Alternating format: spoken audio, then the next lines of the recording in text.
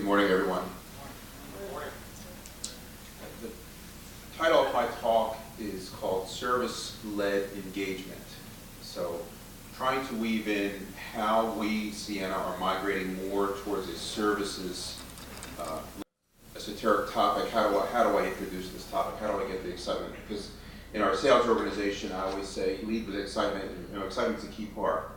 So I figured I'd show a picture of some excitement, because the last time I was on stage, I had my guitar in my hand, and a lot of my talk has to do with the people aspect of the business.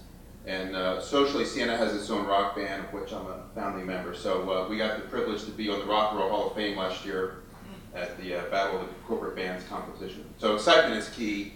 Tying it back to people, I like Martin's reference to Mozart, so at least music can be a universal language in the grand scheme of things. I will talk about our journey towards services. So Sienna has I've heard the word transformation show up a couple of times in the previous speaker's talk, so that's good. There's a linkage there. Talk about engagement. And when I say engagement, it's really Sienna's engagement with our customers and how we're doing things a little bit differently these days. The theme there is unlocking network value. One of the practices that that my group is particularly engaged in is network modernization, so I'll talk a bit about that. Really be talking about becoming the trusted advisor. So again, much more engagement-centric discussion.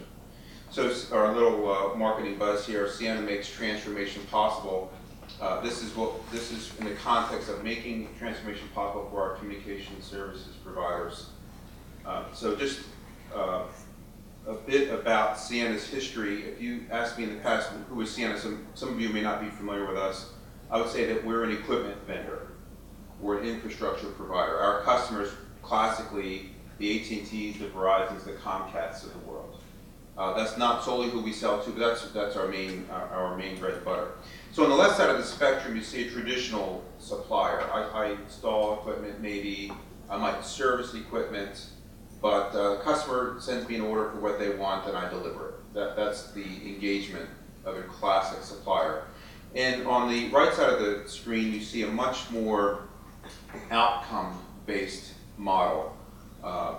Manage the entire process for me. You know what I need, you know my forecast, fulfill it, turn it up, run it for me, let me run my business, own more of the process.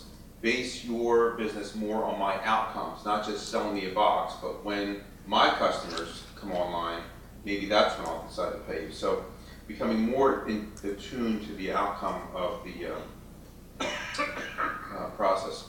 So we had a meeting some number of months ago with some of our developers, and the topic was our network management development. So if you're familiar with the hardware space, you have boxes that go in the network equipment, and it gets managed by some hierarchy of network management systems. And the product manager said, well, typically what we do is we try to keep up with the hardware releases. What new platforms, what new capabilities are coming out, we develop to that. And then we had a discussion around, well, we should be more outcome driven, more business outcome. What are our customers' business metrics? Tie your feature development to those business metrics, not necessarily some feature list that the hardware delivers. And these topics are probably nothing new to anyone in the audience, but tying your development process, tying your sales process, tying your engagement process to business metrics is what we are doing now. So this is part of our journey to becoming more services-led. So every one of the initiatives that my team has, we need to check, so to speak, put a checkbox. What problems are they solving? What business outcomes am I affecting? What KPIs, what business metrics am I touching on every one of my engagements? Back to the people part, I found several times we had great technological solutions, in no-brainers in the technical spaces, you would say, and they would not proceed. We couldn't get them over the goal line, we couldn't close. And why is that? And it had to do more with the process, had to do more with the organization, especially some of our large service providers, the AT&Ts and Verizons of the world, are not small companies. There are many organizations, many differing objectives within those organizations. So we had to be keen on the organizational aspects and the different objectives, sometimes conflicting objectives of our customers. And that led to a sort of a consultant-based selling process. A lot of time is spent in discovery, a lot of time spent in analysis, but the process part is part. And this is a diagram here from a traditional service provider, and you have all these different organizations. You have engineering, planning, labs, operations, etc.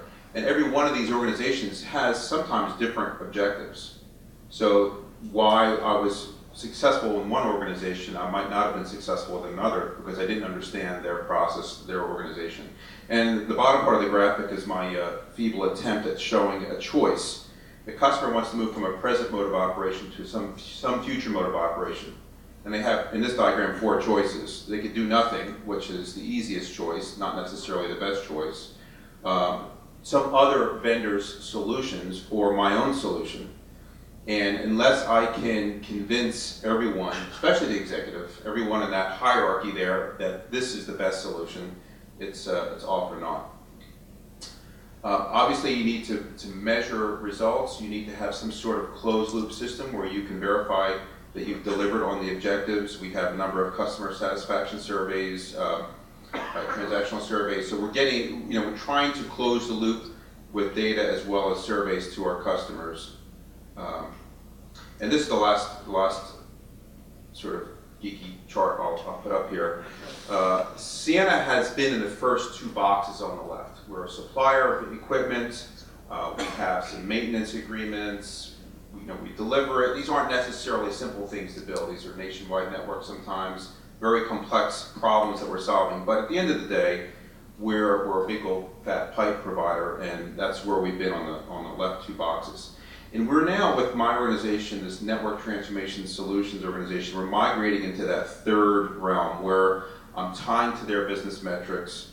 We're getting more and more of the services associated that would traditionally be our customers' business that are now being, we're able to deliver and support our customer. And the ultimate stage, again, this is not new learnings for many people in the audience, is to be outcome-based.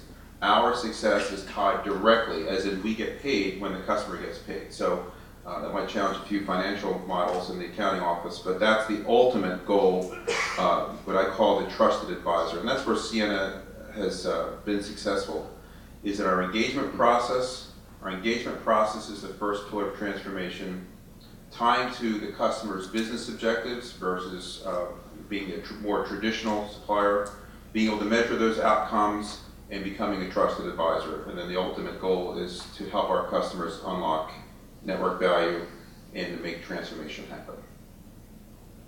And if you're in Cleveland in September, we'll be back at the Rock